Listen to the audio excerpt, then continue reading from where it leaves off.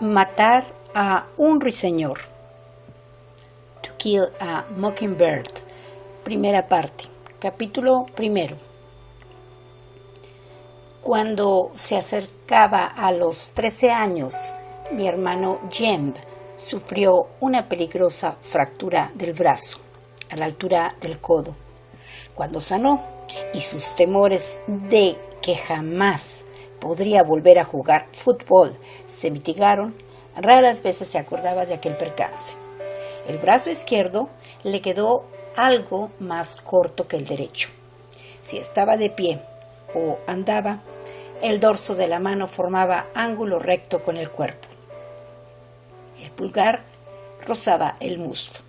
A Jem no podía preocuparle menos, con tal de que pudiera pasar y chutar.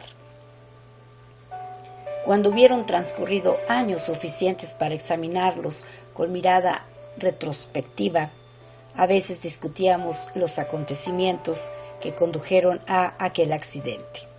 Yo sostengo que Ewells fue la causa primera de todo ello, pero Jem, que tenía 4 años más que yo, decía que aquello empezó mucho antes. Afirmaba que empezó el verano que Dill vino a vernos, cuando nos hizo concebir por primera vez la idea de hacer salir a Bo Raleigh. Yo replicaba que, puestos a mirar las cosas con tanta perspectiva, todo empezó en realidad con Andrew Jackson. Si el general Jackson no hubiera perseguido a los indios Creek Valle arriba, Simon Finch nunca hubiera llegado a Alabama. ¿Dónde estaríamos nosotros entonces? Como no teníamos ya edad para terminar la discusión a puñetazos, decidimos consultar a Atticus. Nuestro padre dijo que ambos teníamos razón. Siendo del sur, constituía un motivo de vergüenza para algunos miembros de la familia el hecho de que no constara que habíamos tenido antepasados en uno de los dos bandos de la batalla de Hastings. No teníamos más que a Simon Finch, un boticario y peletero de Cornwall, cuya piedad solo cedía el puesto a su tacañería. En Inglaterra, a Simón le irritaba la persecución de los sedicentes metodistas a manos de sus hermanos más liberales, y como Simón se daba el nombre de metodista, surcó el Atlántico hasta Filadelfia. De allí pasó a Jamaica, de ahí a Mobile y de ahí subió a St. Stephens, teniendo bien presentes las estrictas normas de John Wesley sobre el uso de muchas palabras al vender y al comprar. Simón amasó una buena suma ejerciendo la medicina, pero muchas palabras. En este empeño fue desdichado por haber cedido a la tensión de hacer algo que no fuera para la mayor gloria de Dios, como por ejemplo acumular oro y otras riquezas. Así, habiendo olvidado lo dicho por su maestro acerca de la posesión de instrumentos humanos, compró 3 esclavos y con su ayuda fundó una heredad a orillas del río Alabama, a unas 40 millas más arriba de St. Stephens. Volvió a St. Stephens una sola vez a buscar esposa, y con esta estableció una dinastía que empezó con un buen número de hijas. Simón vivió hasta una edad impresionante y murió rico. Era costumbre que los hombres de la familia se quedaran en la hacienda de Simón, desembarcadero de Finch, y se ganasen la vida con el algodón. La propiedad se bastaba a sí misma, aunque modesto si se comparaba con los imperios que lo rodeaban. El desembarcadero producía todo lo que se requiere para vivir, excepto el hielo, la harina de trigo y las prendas de vestir, que le proporcionaban las embarcaciones fluviales de Mobile. Simón habría mirado con rabia imponente los disturbios entre el norte y el sur, pues estos dejaron a sus descendientes despojados de todo menos de sus tierras, a pesar de lo cual la tradición de vivir en ellas continuó inalterable hasta bien entrado el siglo XX, cuando mi padre Atticus Finch se fue a Montgomery y allí aprendió leyes, y su hermano menor se fue a Boston a estudiar medicina. Su hermana Alexandra fue la Finch que se quedó en el desembarcadero. Se casó con un hombre taciturno que se pasaba la mayor parte del tiempo tendido en una hamaca junto al río, preguntándose si las redes de pescar tendrían ya su presa. Cuando mi padre fue admitido en el colegio de abogados, regresó a Maycomb y se puso a ejercer su carrera. Maycomb, a unas 20 millas al este del desembarcadero de Finch, era la capital del condado de su mismo nombre. La oficina de Atticus en el edificio del juzgado contenía poco más que una percha para sombreros, un tablero de damas, una escupidera y un impoluto código de Alabama. Sus dos primeros clientes fueron las dos últimas personas del condado de Maycomb que murieron en la horca. Atticus les había pedido con insistencia que aceptasen la generosidad del Estado al concederles la gracia de la vida si se declaraban culpables, confesándose autores de un homicidio en segundo grado, pero eran dos Haverford, un nombre que en el condado de Maycomb es sinónimo de borrico. Los Haverford habían despachado al herrero más importante de Maycomb por un malentendido suscitado por la supuesta retención de una yegua. Fueron lo suficiente prudentes para realizar la faena delante de 3 testigos y se empeñaron en que el hijo de mala madre se lo había buscado y que ello era defensa sobrada para cualquiera. Se obstinaron en declararse no culpables de asesinato en primer grado, de modo que Atticus pudo hacer poca cosa por sus clientes, excepto estar presente cuando los ejecutaron, ocasión que señaló probablemente el comienzo de la profunda antipatía que sentía mi padre por el cultivo del derecho criminal. Durante los primeros 5 años en Maycomb, Atticus Finch practicó más que nada la economía. Luego, por espacio de otros varios años, empleó sus ingresos en la educación de su hermano. John Hale Finch tenía 10 años menos que mi padre y decidió estudiar medicina en una época en que no valía la pena cultivar algodón. Pero enseguida que tuvo a tío Jake bien encausado, Atticus cosechó unos ingresos razonables del ejercicio de la abogacía. Le gustaba Maycomb, había nacido y se había criado en aquel condado. Conocía a sus conciudadanos y gracias a la laboriosidad de Simon Finch, Atticus estaba emparentado por sangre o por casamiento con casi todas las familias de la ciudad. Maycomb era una población antigua, pero cuando yo la conocí por primera vez era, además, una población antigua y fatigada. En los días lluviosos las calles se convertían en un barrizal rojo. La hierba crecía en las aceras y en la plaza el edificio del juzgado parecía desplomarse. De todas maneras, entonces hacía más calor. Un perro negro sufría en un día de verano.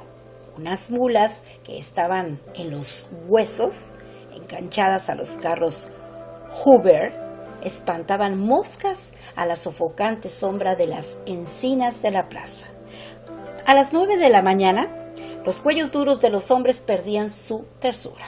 Las damas se bañaban antes del mediodía, después de la siesta de las 3. Y al atardecer estaban ya como pastelillos blandos con incrustaciones de sudor y talco fino.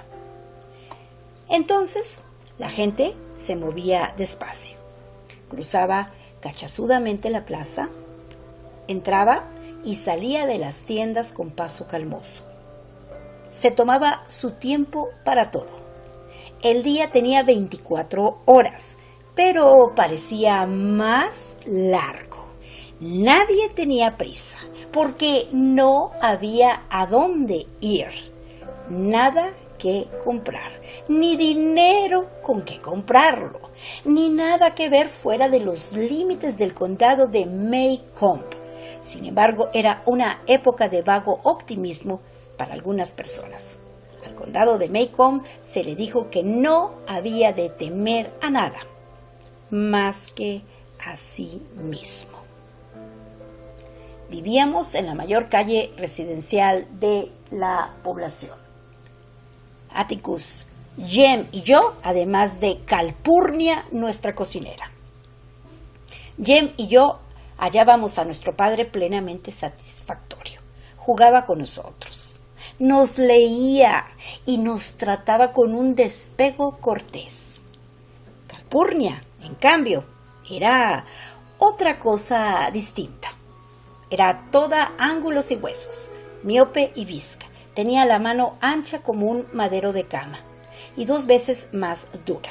Siempre me ordenaba que saliera de la cocina y me preguntaba por qué no podía portarme tan bien como Jem, aún sabiendo que él era mayor y me llamaba cuando yo no estaba dispuesta a volver a casa.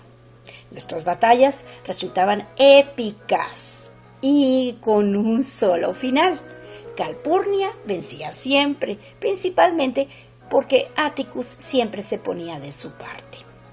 Estaba con nosotros desde que nació Jem, y yo sentía su tiránica presencia desde que me alcanzaba la memoria. Nuestra madre murió cuando yo tenía 2 años, de modo que no notaba su ausencia. Era una Graham de Montgomery. Atticus la conoció la primera vez que le eligieron para la legislatura del estado. Era entonces un hombre maduro. Ella tenía 15 años menos. Jem fue el fruto de su primer año de matrimonio. 4 años después nací yo. Y 2 años más tarde mamá murió de un ataque cardíaco repentino. Decían que era cosa corriente en su familia. Yo no la eché de menos, pero creo que Jem sí, la recordaba claramente. A veces, a mitad de un juego, daba un prolongado suspiro y luego se marchaba a jugar solo detrás de la cochera. Cuando estaba así, yo tenía el buen criterio de no molestarle. Cuando yo estaba a punto de cumplir 6 años y Jem se acercaba a los 10, nuestros límites de verano, dentro del alcance de la voz de Calpurnia, eran la casa de Mrs. Henry Lafayette Dubois, 2 puertas al norte de la nuestra, y la mansión Radley, 3 puertas hacia el sur. Jamás sentimos la tentación de traspasarlos. La mansión Radley la habitaba un ente desconocido. la mera descripción del cual nos hacía portar bien durante días sin fin. Mrs. DuBose era el mismísimo infierno. Aquel verano vino Dill, una mañana temprano, cuando empezábamos nuestra jornada de juegos en el patio trasero. Jem y yo oímos algo allí al lado, en el tramo de coles forrajeras de Miss Rachel Haverford. Fuimos hasta la valla de alambre para ver si era un perrito. La cazarratones de Miss Rachel había de tenerlos, y en lugar de ello encontramos a un sujeto que nos miraba. Sentado en el suelo, no alzaba mucho más que las coles. Le miramos fijamente hasta que habló. Tú, contestó Jem amablemente. Soy Charles Baker Harry, dijo el otro. Sé leer.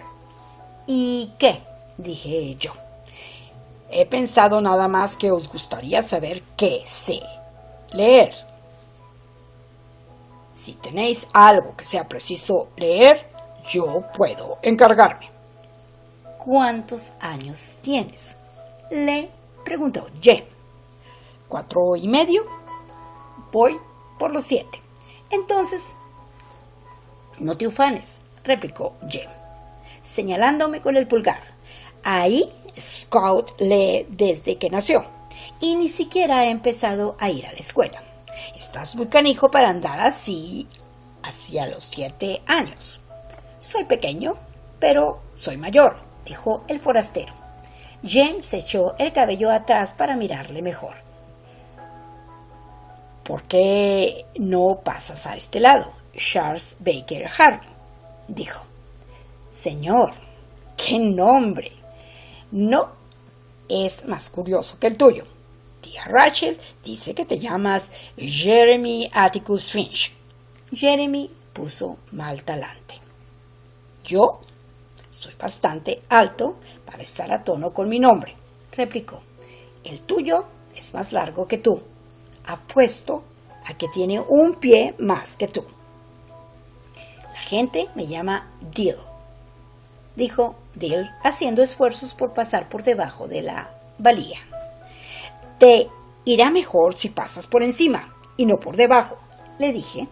¿De dónde has venido? Dill era de Meridian, Mississippi. Pasaba el verano con su tía, Miss Rachel, y en adelante pasaría todos los veranos en Maycomb. Su familia era originaria de nuestro condado. Su madre trabajaba para un fotógrafo en Meridian y había presentado el retrato de Dill en un concurso de niños guapos, ganando $5. Este dinero se lo dio a él y a Dill le sirvió para ir 20 veces al cine. Aquí no hay exposiciones de retratos, excepto los de Jesús. En el juzgado, a veces, explicó Jem. ¿Viste alguna vez algo bueno? Dill había visto Drácula, de Bram Stoker.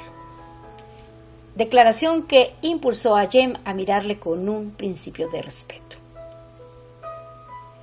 Cuéntanosla, le dijo. Dill era una curiosidad. Llevaba pantalones cortos azules de hilo abrochados a la camisa. Tenía el cabello blanco como nieve y pegado a la cabeza, lo mismo que si fuera plumón de pato. Me aventajaba en un año en edad, pero yo era un gigante a su lado. Mientras nos relataba la vieja historia, sus ojos azules se iluminaban y se oscurecían.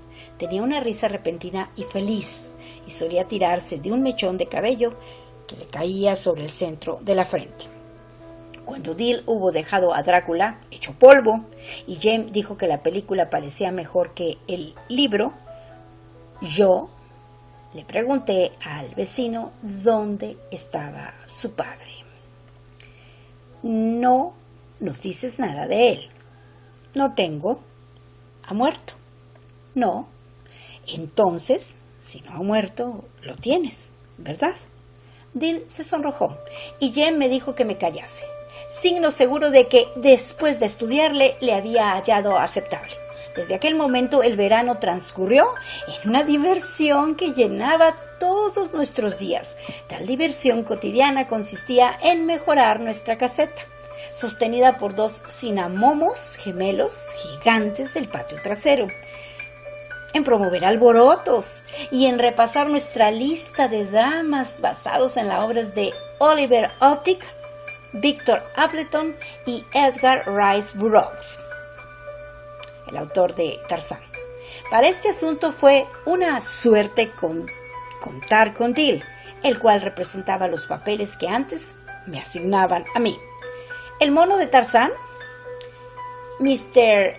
Crabtree en The Robber Boys, Mr. Damon en Tom Swift.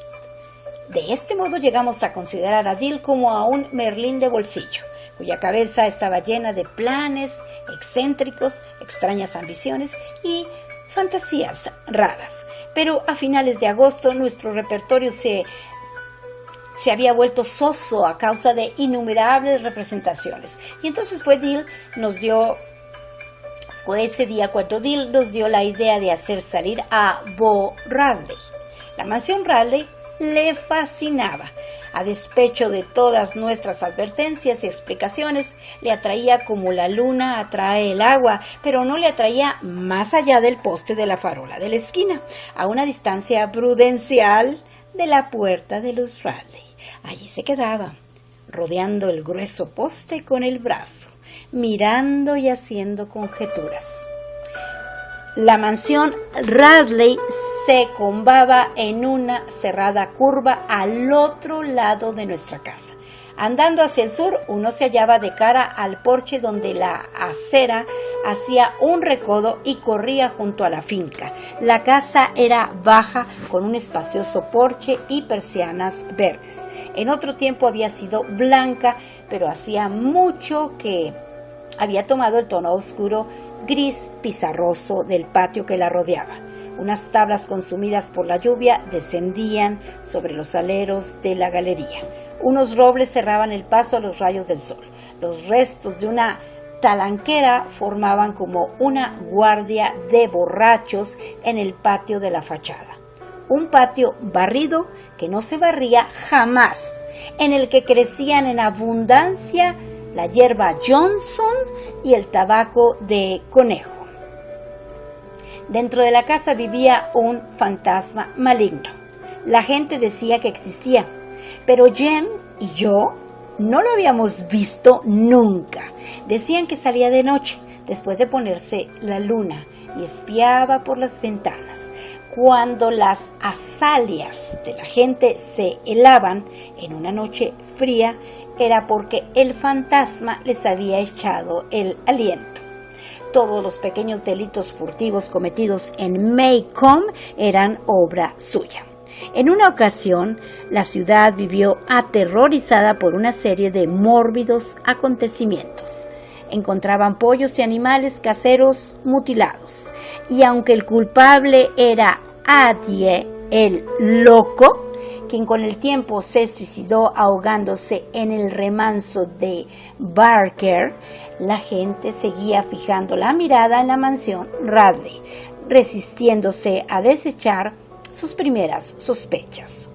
Un negro no habría pasado por delante de la mansión Radley de noche, pues es seguro que cruzaría hasta la acera opuesta y no cesaría de silbar mientras caminaba.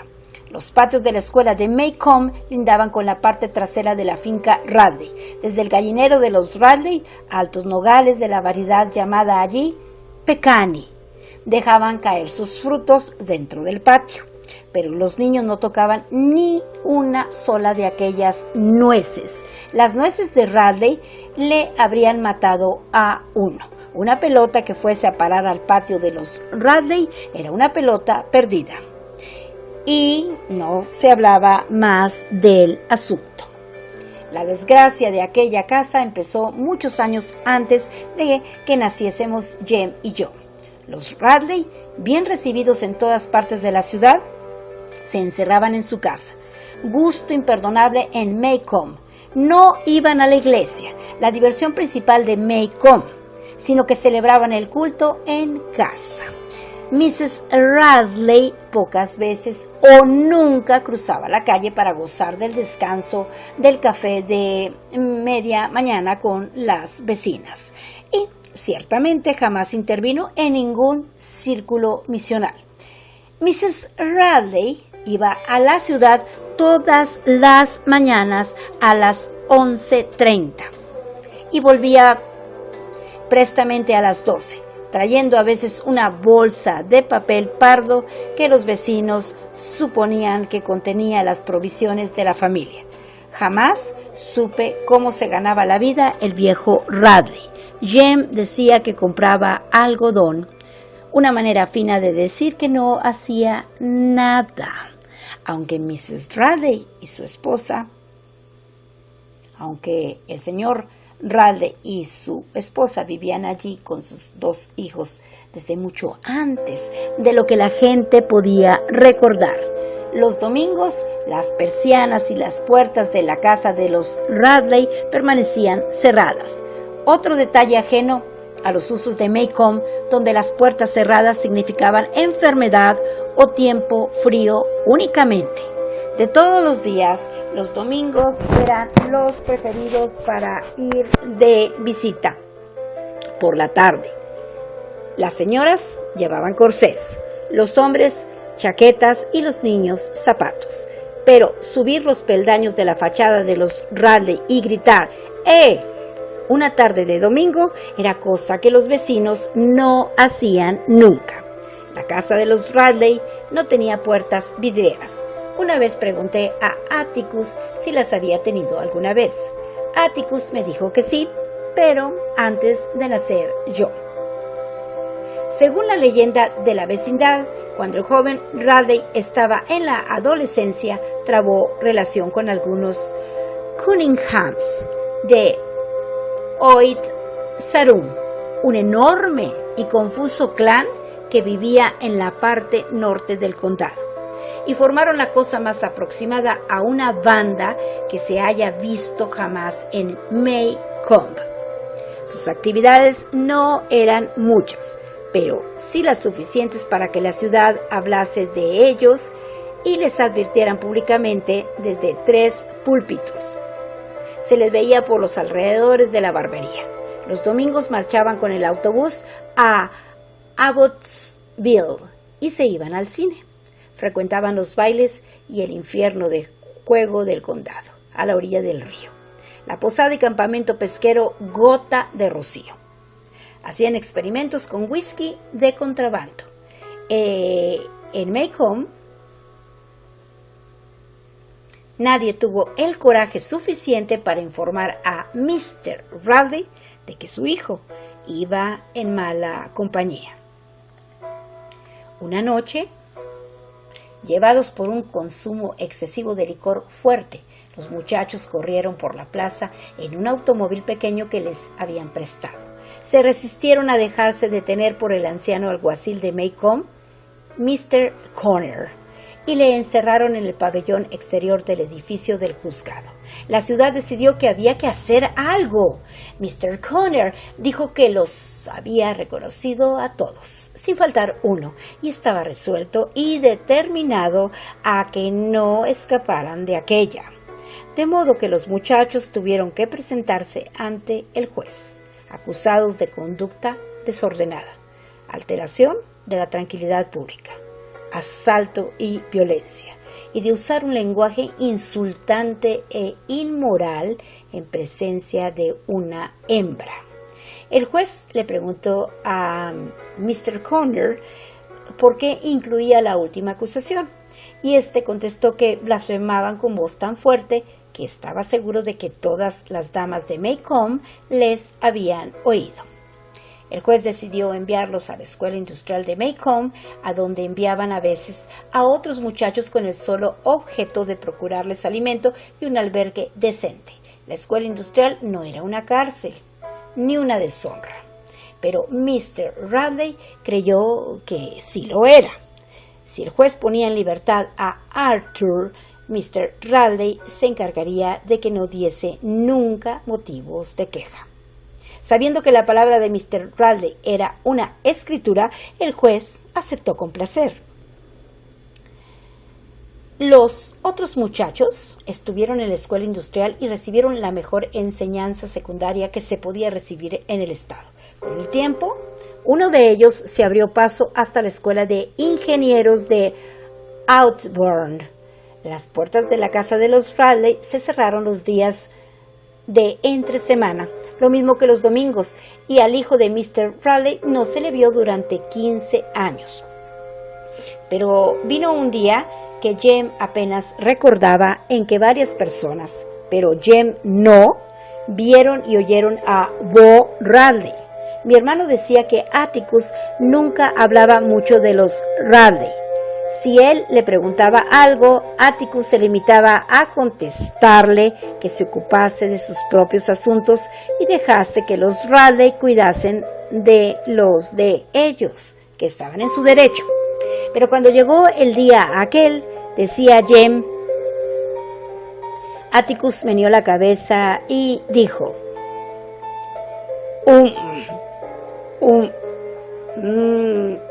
Así pues, Jem recibió la mayor parte de los informes que poseía de Miss Stephanie Crawford, una arpía de la vecindad que decía conocer todo el caso. Según Miss Stephanie, Bo estaba sentado en la sala recortando unas ilustraciones de The Macomb Tribune para pegarlas en su álbum. Su padre entró en el cuarto. Cuando Mr. Radley pasó por delante, Bo le hundió las tijeras en la pierna. Las sacó, se las limpió en los pantalones y se entregó de nuevo a su ocupación. Mrs. Radley salió corriendo a la calle y se puso a gritar que Arthur les estaba matando a todos, pero cuando llegó el sheriff encontró a Bo sentado todavía en la sala recortando la Tribune. Tenía entonces 33 años.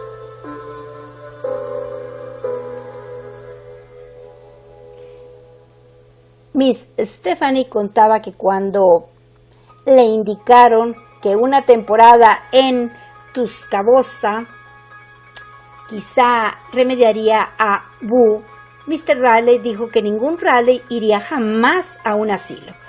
Boo no estaba loco. Lo que ocurría era que en ocasiones tenía el genio vivo. Estaba bien que se le encerrase, concedió Mr. Radley, pero insistió en que no se le acusara de nada. No era un criminal. El sheriff no tuvo el valor de meterlo en un calabozo en compañía de negros, con lo cual Bo fue encerrado en los sótanos del edificio del juzgado. El nuevo paso de Bo desde los sótanos a su casa quedaba muy nebuloso en el recuerdo de Jem. Miss Stephanie dijo que alguno del consejo de la ciudad había advertido a Mr. Radley que si no se llevaba a Boo, moriría del reuma que le produciría la humedad. Por otra parte, Boo no podía seguir viviendo siempre de la munificencia del condado. Nadie sabía qué forma de intimidación empleó Mr. Radley para mantener a Boo fuera de la vista, pero James se figuraba que le tenía encadenado a la cama la mayor parte del tiempo. Atticus dijo que no era eso, que había otras maneras de convertir a las personas en fantasmas. Mi memoria recogía ávidamente la imagen de Mrs. Radley abriendo de tarde en tarde la puerta de la fachada para salir hasta la orilla del porche a regar sus plantas. En cambio, Jem y yo velamos a Mr. Radley yendo y viniendo de la ciudad. Era un hombre delgado y corrioso, con unos ojos incoloros, tan incoloros que no reflejaban la luz. Tenía unos pómulos agudos y la boca grande, con el labio superior delgado y el inferior carnoso. Miss Stephanie Crawford decía que era tan recto que tomaba la palabra de Dios como su única ley, y nosotros la creíamos, porque Mr. Radley andaba tieso como una baqueta. Jamás nos hablaba. Cuando pasaba, bajábamos los ojos al suelo y decíamos, «Buenos días, señor». Y él, en respuesta, tosía. El hijo mayor de Mr. Raleigh vivía en Pensacola. Tenía a su casa por Navidad y era una de las pocas personas a las que veíamos entrar y salir de la vivienda. El hijo mayor de los Raleigh venía a su casa por Navidad. Desde el día en que Mr. Raleigh se llevó a Arthur a casa, la gente dijo que aquella mansión había muerto. Pero vino el día en que Atticus nos dijo que nos castigaría seriamente si hacíamos el menor ruido en el patio, y comisionó a Calpurnia para que le sustituyese en su ausencia. Si desobedecíamos la orden, Mr. Raleigh estaba agonizando. Se tomó su tiempo para morir. A cada extremo de la finca de los Raleigh colocaron caballetes de madera, cubrieron la acera de paja y desviaron el tráfico hacia la calle trasera. Cada vez que visitaba al enfermo, el doctor Reynolds aparcaba el coche delante de nuestra casa y luego seguía a pie. Jem y yo nos arrastramos por el patio días y días. Al final quitaron los caballetes y nosotros nos plantamos a mirar desde el porche de la fachada cuando Mr. Raleigh hizo su último viaje por delante de nuestra casa. Allá va el hombre más ruin a quien Dios puso aliento en el cuerpo, murmuró Calpurnia, escupiendo meditativamente al patio. Nosotros la miramos sorprendidos, porque Calpurnia raras veces hacía comentarios sobre la manera de ser de las personas blancas. Los vecinos pensaban que cuando Mr. Raleigh bajara al sepulcro, Bo saldría. Pero lo que vieron fue otra cosa. El hermano mayor de Bo regresó de Pensacola y ocupó el puesto de Mr. Raleigh. La única diferencia que había entre él y su padre era la edad. Jem decía que Mr. Nathan también compraba algodón. Sin embargo, Mr. Nathan nos dirigía la palabra al darnos los buenos días y a veces lo veíamos regresar de la población con una revista en la mano. Cuanto más hablábamos a Dill de los Raleigh, más quería saber. Cuanto más ratos pasaba de pie abrazando el poste de la farola, más intrigado se sentía. Me gustaría saber qué hace allí dentro, solía murmurar. Parece que, al menos, habría de asomar la cabeza a la puerta. Sale, no cabe duda, cuando es negra noche, decía Jem. Miss Stephanie dijo que una vez se despertó a medianoche y le vio mirándola fijamente a través de la ventana. Dijo que era como si la estuviese mirando una calavera. ¿No te has despertado nunca de noche y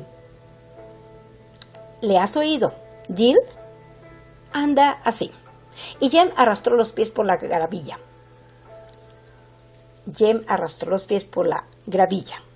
¿Por qué te figuras que Miss Rachel cierra con tanta precaución por las noches? Muchas mañanas he visto sus huellas en nuestro patio y una noche le oí arañar la puerta vidriera de la parte de atrás, pero cuando Atticus llegó allí ya se había marchado. ¿Qué figura debe de tener?, dijo Dill. Jem le hizo una descripción aceptable de Boo. A juzgar por sus pisadas, Boo medía unos 6 pies y medio de estatura. Comía ardillas crudas y todos los gatos que podía coger. Por esto tenía las manos manchadas de sangre. Si uno se come un animal crudo, no puede limpiarse jamás la sangre. Por su cara corría una cicatriz, formando una línea quebrada. Los dientes que le quedaban estaban amarillos y podridos. Tenía los ojos salientes y la mayor parte del tiempo babeaba. Probemos de hacerle salir, dijo Dill. Me gustaría ver qué figura tiene. Jem contestó que si Dill quería que le matasen, le bastaba con ir allá y llamar a la puerta. Nuestra primera incursión se produjo únicamente porque Dill apostó el fantasma gris contra 2 Tom Swift de Jem a que éste no llegaría hasta más allá de la puerta del patio de los Raleigh. Jem no había rechazado un desafío en toda su vida.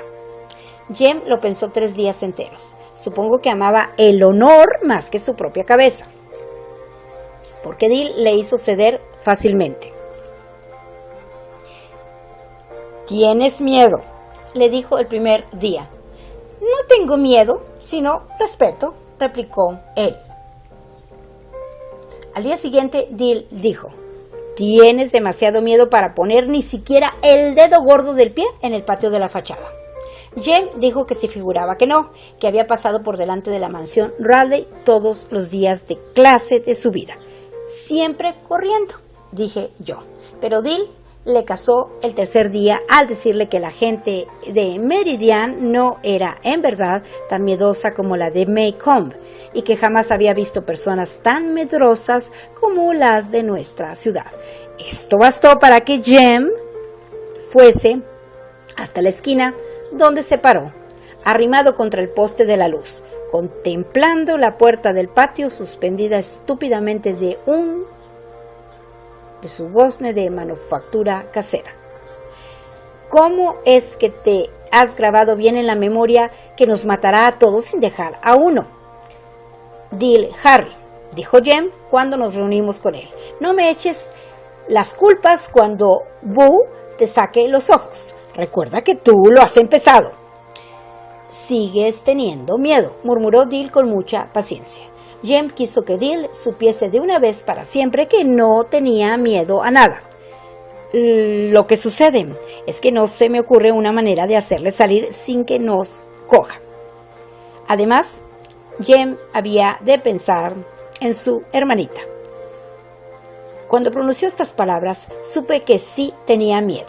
Jem también había de pensar en su hermanita aquella vez que yo le reté a que saltara desde el tejado de casa.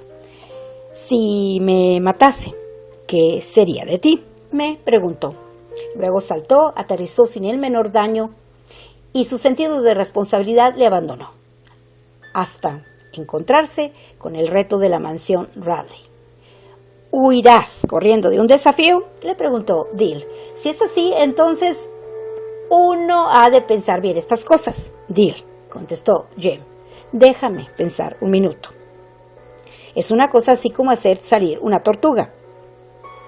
¿Cómo se hace eso?, inquirió Dill, poniéndole una cerilla encendida debajo. Yo le dije a Jem que si prendía fuego a la casa de los Radley, se lo contaría a papá. Dill dijo que al encender una cerilla debajo de una tortuga era una cosa odiosa. No es odiosa. Sirve simplemente para convencerla. No es lo mismo que si la asaras en el fuego, refunfuñó Jem. ¿Y cómo sabes que la cerilla no la hace sufrir? Las tortugas no sienten nada. Estúpido, replicó Jem. ¿Has sido tortuga alguna vez, Cielo santo, Dill, déjame pensar. Me figuró que podríamos avanzarle. Jem se quedó pensando tan largo rato que Dill hizo una pequeña concesión.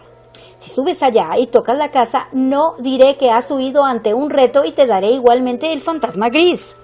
A Jem se le iluminó el semblante. ¿Tocar la casa? ¿Nada más? Dill asintió con la cabeza. ¿Seguro que eso es todo, Dill? No quiero que te pongas a chillar una cosa diferente al minuto mismo que regrese. Sí, esto es todo, contestó Dill.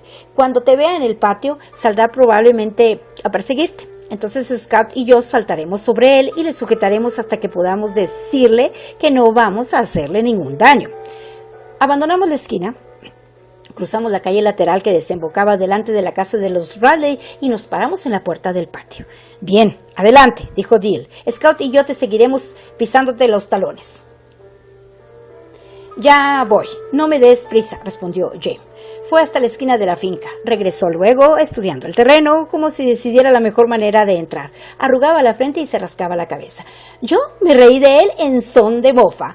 Jem abrió la puerta de un empujón, corrió hacia un costado de la casa, dio un golpe a la pared con la palma de la mano y regresó velozmente, dejándonos atrás, sin esperar para ver si su correría había tenido éxito. Dill y yo le seguimos inmediatamente, a salvo en nuestro porche. Jadeando sin aliento, miramos atrás. La vieja casa continuaba igual, caída y enferma, pero mientras mirábamos calle abajo, nos pareció ver que una persiana interior se movía. ¡Zas! Un movimiento leve, casi invisible, y la casa continuó silenciosa.